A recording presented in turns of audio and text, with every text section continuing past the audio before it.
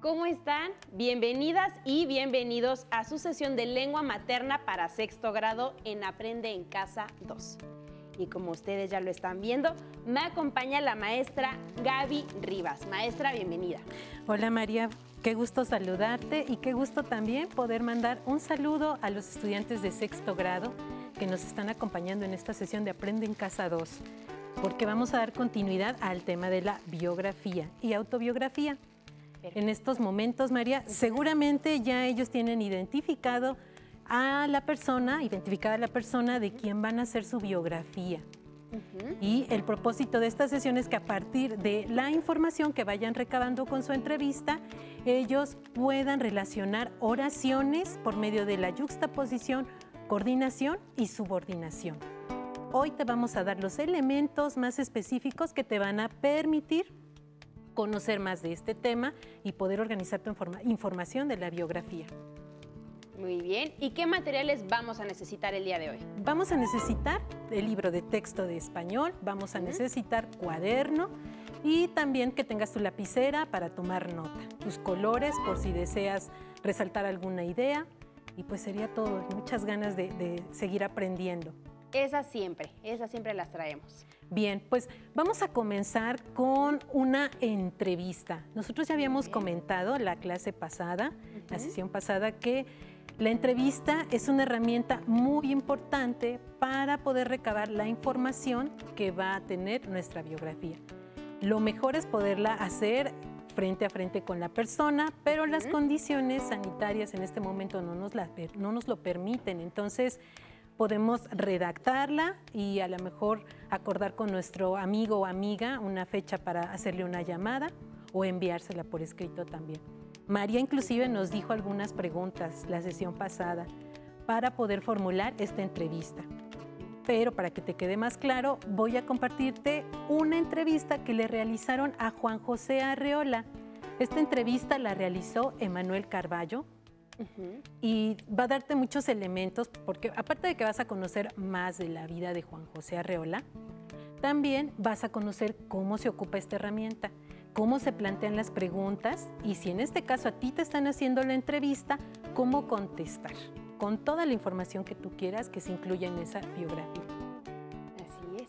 Entonces vamos a empezar con esta entrevista con Juan José Arreola. Tú tienes el dato de ¿en qué año se hizo, verdad, María? Así es. Y también en dónde está publicada, por si ustedes quieren continuar con la lectura en casa o investigar más.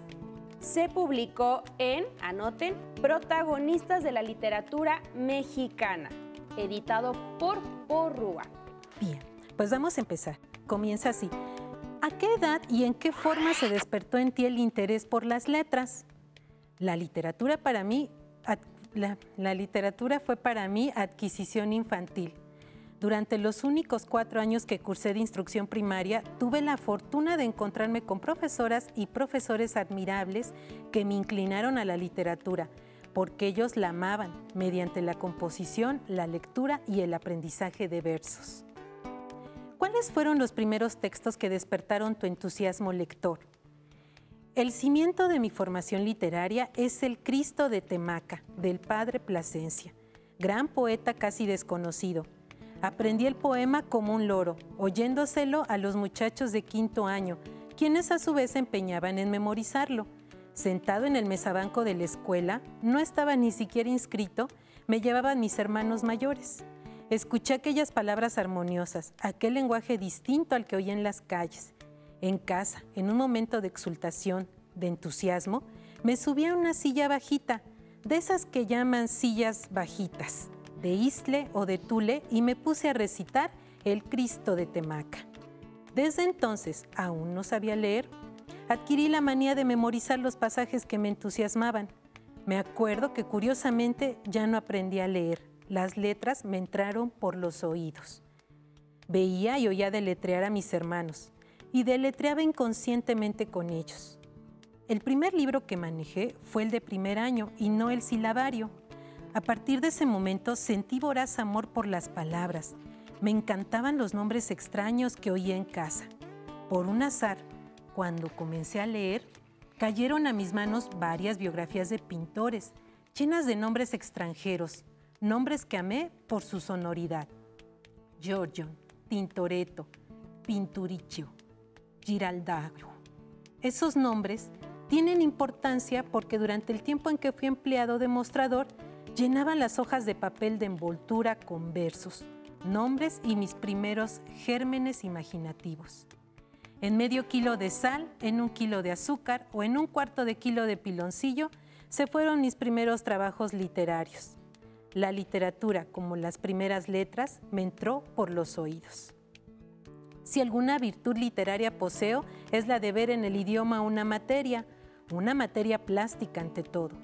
Esa virtud proviene de mi amor infantil por las sonoridades, a las que ahora llamo en compañía de los tratadistas cláusulas sintácticas. El pensamiento opera como dedos y manos sobre la materia impalpable del lenguaje, ejerce presión, ordena las palabras. En eso estoy de acuerdo con muchos escritores que opinan que el acto de escribir consiste en violentar las palabras, ponerlas en predicamento para que expresen más de lo que expresan. El arte literario se reduce a la ordenación de las palabras.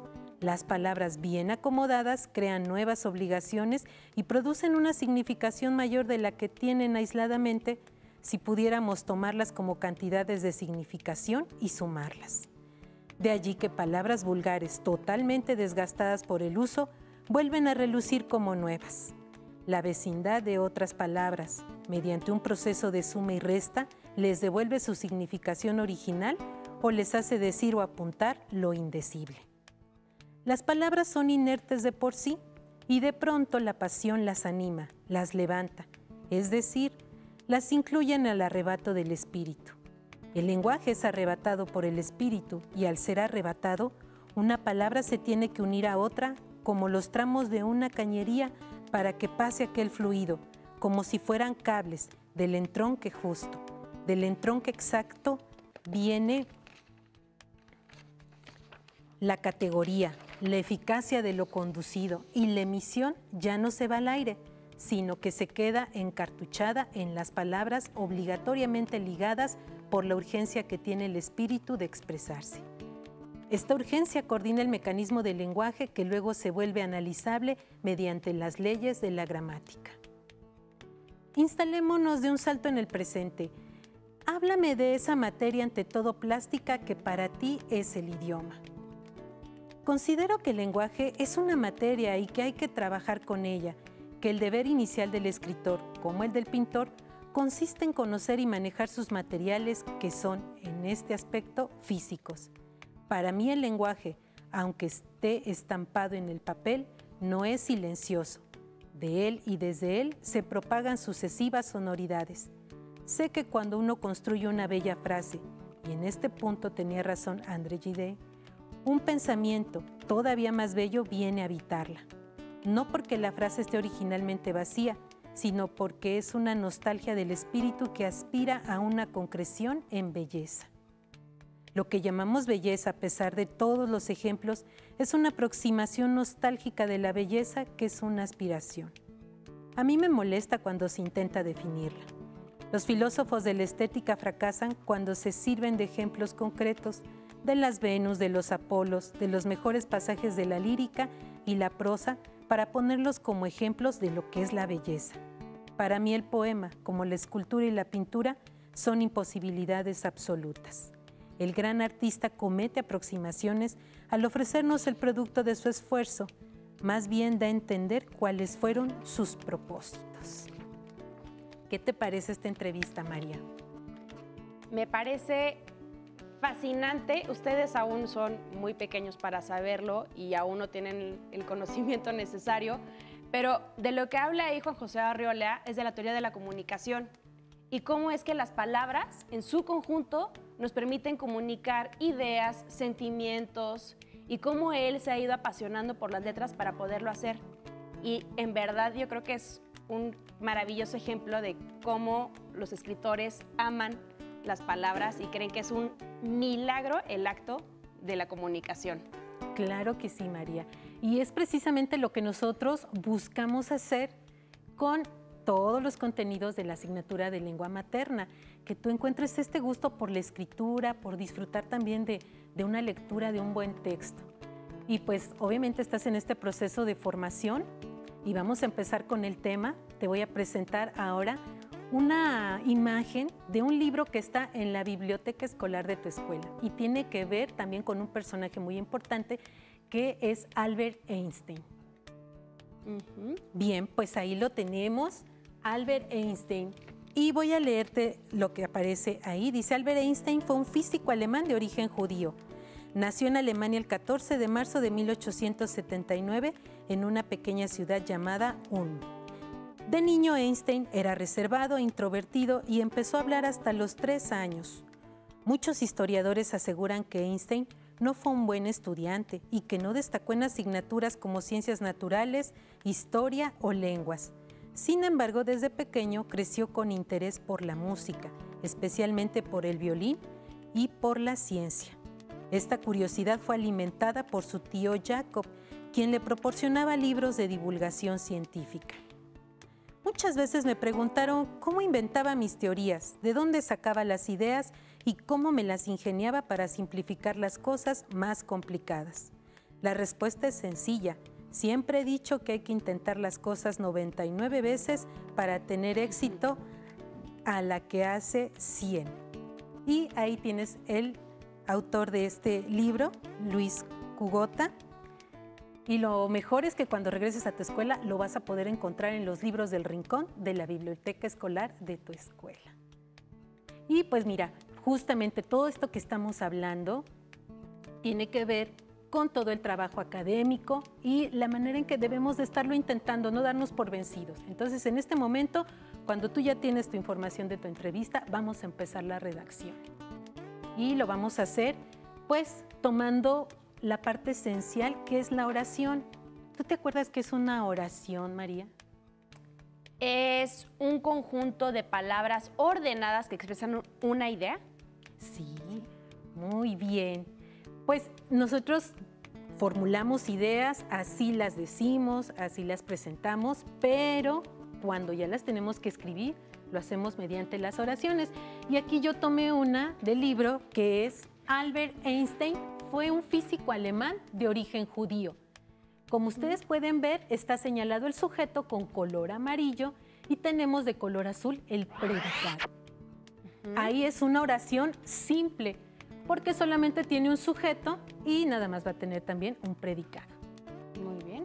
Abajo, ¿puedes leer la siguiente oración, María, por favor? Claro, dice, Einstein era reservado e introvertido y no empezó a hablar hasta los 3 años.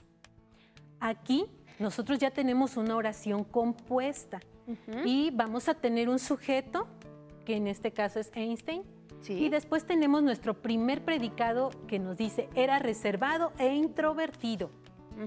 Pero tenemos otro predicado y no empezó a hablar hasta los 3 años. Entonces ahí esta oración ya se hizo más grande porque es una oración compuesta. Y si tú te das cuenta, esta es la manera en que nosotros hablamos. Solo que cuando hablamos, María, nosotros lo hacemos de manera fluida. Contamos, hacemos nuestra narración de los hechos y no nos percatamos ni estamos pensando en que vamos a hacer un espacio o que tenemos que poner algún signo de puntuación. Entonces, ¿tú qué piensas? ¿Cuál sería la solución cuando nosotros estamos escribiendo, María, para precisamente ordenar esas ideas? Yo creo que hay que tener claridad de cuál va a ser primero el objetivo de lo que queremos decir, qué queremos comunicar. Y después pensar cuál sería la mejor manera para poderlo expresar precisamente. Entonces, pues si aún no me sé todas estas reglas, primero ordenar lo que ya sé y lo que ya conozco, que es sujeto, mi verbo y mi predicado. Así es. Entonces vamos a estructurar de esta manera nuestra oración. Sujeto, predicado y siempre nuestra parte esencial del predicado va a ser el verbo. Y a partir de ahí ya podemos juntar más expresiones y hacer oraciones compuestas para darle también a tu texto otro sentido y mayor claridad. Y en la página 25 de tu libro, este cuadro lo empezamos a analizar la sesión anterior. Así es. Y tenemos ahí muy claro la información sobre la forma de relacionar oraciones. Son 3 y ese día empezamos a revisar, la sesión anterior empezamos a revisar este tema y tenemos aquí la primera que es por yuxtaposición. Y nos dice, yuxtaposición es la unión de 2 o más oraciones simples en un mismo párrafo, sin que haya entre ellas ningún nexo, solo signos de puntuación. Y ahí nos dice qué signos de puntuación va a haber: coma, punto y seguido, entre otros, que están los 2 puntos también.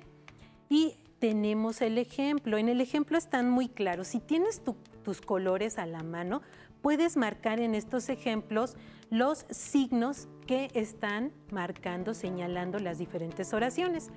Dice, Mario nació en Guadalajara, Jalisco, punto. Esa es una sola oración. Mario nació en Guadalajara, Jalisco, ¿sí? Ahí nuestro predicado sería nació en Guadalajara, Jalisco y el verbo es nació. Y tenemos un punto porque va a empezar otra oración. Sus padres eran oriundos de Michoacán. Su padre nació en Janitzio. Y ahí tenemos también ya separando otros 2 puntos. Sus padres eran oriundos de Michoacán. Hay un punto. Su padre nació en Janitzio y hay otro punto. Su mamá nació en La Piedad. Está también otro punto, separando la siguiente oración. Se casaron en 1996. Años después inscribieron a Mario en la primaria Emiliano Zapata. Todas las oraciones, María, están separadas ahí por puntos. ¿Sí? Entonces es muy sencillo cuando quieres relacionar las oraciones por yuxtaposición, vas a ocupar punto y seguido, punto y coma o tu punto. Y también tienes la opción de los 2 puntos, los signos que ya conoces habitualmente. Entonces, esta es una manera muy sencilla de identificarla. Tenemos la otra forma de relacionarlas, que es por coordinación. Dice, es una relación sintáctica que siempre se establece entre oraciones o palabras del mismo tipo. Verbos, adverbios, sustantivos, etc. Por ejemplo, comer y beber. Ahora o nunca. Perros y gatos. Y aquí el siguiente ejemplo, ya están relacionadas las oraciones con menos signos de puntuación, pero vamos a tener otra manera que ahí nos los va a indicar. Hay unas palabritas, una palabra y una conjunción resaltada. Dice, Mario nació en Guadalajara, Jalisco. Sus padres eran oriundos de Michoacán. Su padre había nacido en Janitzio, pero conoció a su mamá en La Piedad, donde ella había nacido. Si te fijas, ahí ya se juntaron 2 oraciones y tenemos la palabra pero enlazándolas. Después comienza otra oración, se casaron en 1996 y se fueron a Guadalajara. Ahí la conjunción y está uniendo esas 2 oraciones. Y después nos dice, ahí nació Mario y ahí estudia actualmente la primaria en la escuela Emiliano Zapata. Todo está relacionado en función a lo que está haciendo Mario, ahí nació y ahí está estudiando. Y tenemos la conjunción uniendo esas 2 oraciones. Bien, vamos a la tercera forma de relacionar oraciones. Subordinación. Ahí nos da el concepto, es la relación que se establece entre oraciones de distinto nivel sintáctico, unidas por conjunciones, locuciones conjuntivas, pronombres o adverbios relativos. Y tenemos también unos ejemplos donde dice, Mario nació en Guadalajara, Jalisco, sus padres eran oriundos de Michoacán. En este estado hay un lugar lleno de magia y encanto llamado Janitzio. Ahí nació su padre, aunque los viajes lo llevaron a La Piedad, donde conoció a la madre de Mario. Después se fueron a vivir a Guadalajara, lugar en que nació Mario y donde hasta la fecha estudia en la escuela Emiliano Zapata. Y esas palabras que están resaltadas en negro son las palabras que nos van a ayudar a enlazar las oraciones.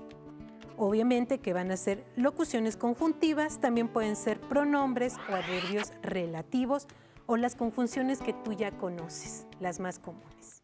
¿Sí? Pero aquí te voy a presentar otros ejemplos para que tú veas que se pueden hacer a partir de lo que tú ya conoces o en el momento en que empieces a redactar tu biografía. Aquí tenemos oraciones unidas por yuxtaposición. ¿Me ayudas a leer el primer enunciado, María? Claro. Dice, el profesor realizó su autobiografía, coma, los alumnos hicieron la suya también. Estamos uniendo ahí dos oraciones. Una es el profesor, es nuestro sujeto, y realizó su biografía. Pero también los alumnos hicieron la suya y esa comita está señalando esa acción que está realizada por los dos sujetos. Bien, tenemos ahora redactar la biografía. Fue interesante, conocí más de la vida de mi abuelita. Y ahí tenemos, la primera oración es redactar la biografía, fue interesante. Y se une a la otra idea, conocí más de la vida de mi abuelita. Y tenemos los dos verbos que cada uno corresponde también a los predicados, fue y conocí. Y ahora tenemos oraciones unidas por coordinación. ¿Me ayudas, María, con el primer ejemplo? Claro, pondré atención en la clase y aprenderé el tema de oraciones compuestas. Bien, igual. Tenemos ahí nuestras dos oraciones. El primer verbo es pondré y el segundo es aprenderé. ¿Sí? Y estamos uniendo con la conjunción. El siguiente ejemplo, María. Ya tengo lista mi entrevista, pero me falta acordar la hora para realizarla. También tenemos ahí nuestro primer enunciado que nos habla de que ya está lista, ya tengo lista mi entrevista. Pero aquí las está enlazando de una manera adversativa, pero está enlazando, se contrapone la idea, pero es otra oración finalmente. Pero me falta acordar la hora para realizarla. Bien. Y por último tenemos oraciones unidas por subordinación. ¿Me ayudas, María, con el primer ejemplo? Sí. Los datos que me revelaste son muy interesantes. Bien, entonces aquí también tenemos dos oraciones. La primera es los datos que me revelaste. Son muy interesantes. Son también es otro verbo y aquí la palabra que nos está sirviendo también para conectar es que también ya lo vimos en su libro de texto. Y tenemos la siguiente oración. La manera en que tomamos clases ha cambiado mucho en los últimos meses. Son dos ideas también. Una es la manera en que tomamos clases y la siguiente oración es ha cambiado. Y tenemos ahí también dos oraciones, pero una es más importante que la otra o subordina a la otra. Quizás si quitáramos la segunda parte ya no tendría tanto sentido, quitáramos la primera, tampoco ya no tendría tanto sentido esa oración compuesta. ¿Sí?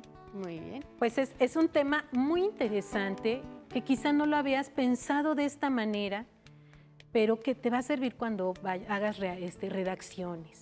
¿Sí? Normalmente nosotros estamos acostumbrados a que, como nos decía María, hacemos sujeto, predicado, dentro de ese predicado tiene que estar nuestro verbo, pero va aumentando la complejidad y aparte es una habilidad que vas a desarrollar al redactar, el poder enlazar más ideas de la manera adecuada. ¿Qué te parece, María? Muy bien, muy clara esta lámina, ¿verdad?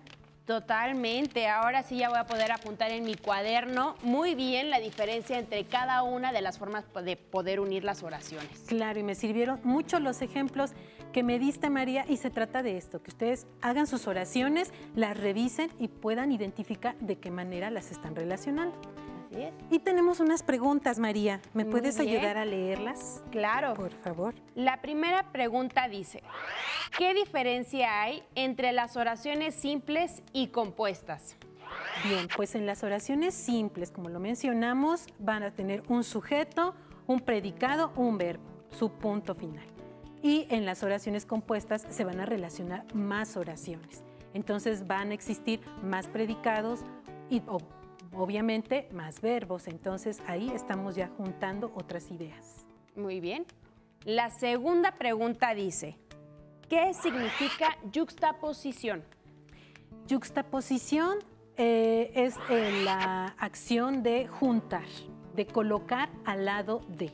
Entonces, cuando nosotros relacionamos oraciones por medio de la yuxtaposición, lo que estamos haciendo es colocar una oración enseguida de la otra y lo único que va ahí a marcar la separación es una coma o un punto o los signos que mencionamos, María. Muy bien. Y la tercera pregunta que mandan los alumnos es, ¿qué son las locuciones conjuntivas? ¿Me podrían dar algunos ejemplos? Sí, las locuciones conjuntivas son palabras, frases que nos van a servir para enlazar ideas. Y voy a anotar algunos ejemplos para que los puedan ver y vamos a marcar esas palabras. Por ejemplo, puede ser, puedes usar tu marcatextos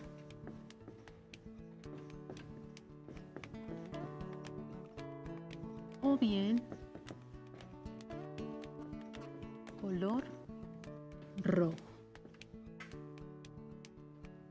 ¿Sí? Aquí, ¿cuál crees, María, que sea la palabra que está uniendo las dos oraciones?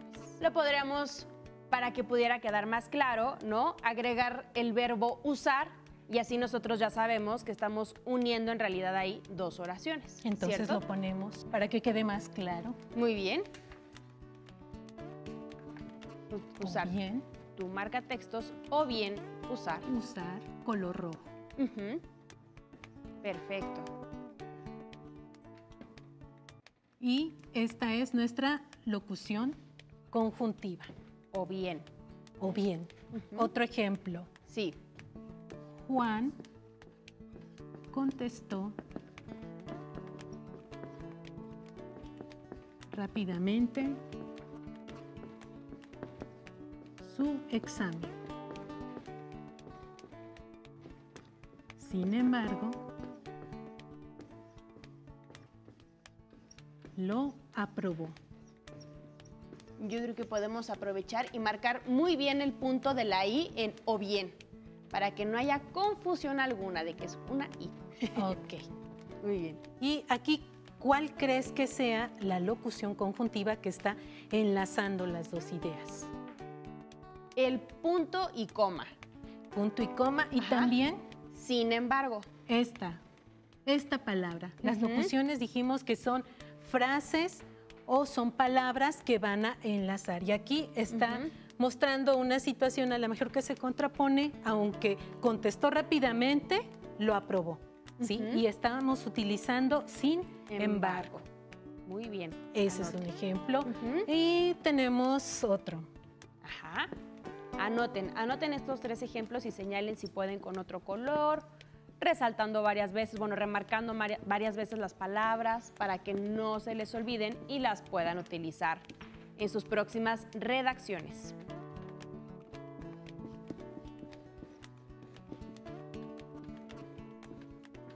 Vemos que la oración dice, todos los días llega temprano, excepto cuando no circula su auto.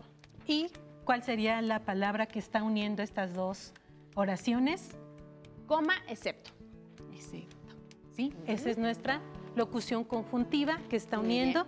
Y pues con esto terminaríamos la sesión de hoy, María. Se fue muy rápido el tiempo. Se fue muy rápido. Muchas gracias, maestra. No, ¿de qué? Hemos terminado con oraciones relacionadas por yuxtaposición, coordinación y subordinación. Continuamos con historia.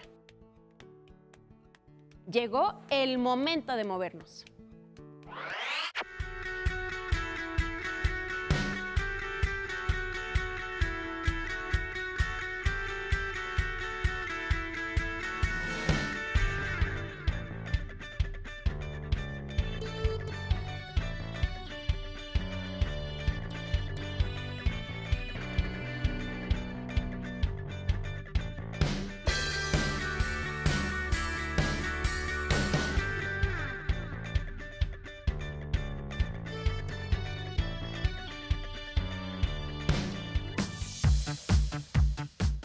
Si no tienes el libro de texto o necesitas ayuda para responder las preguntas, contáctanos.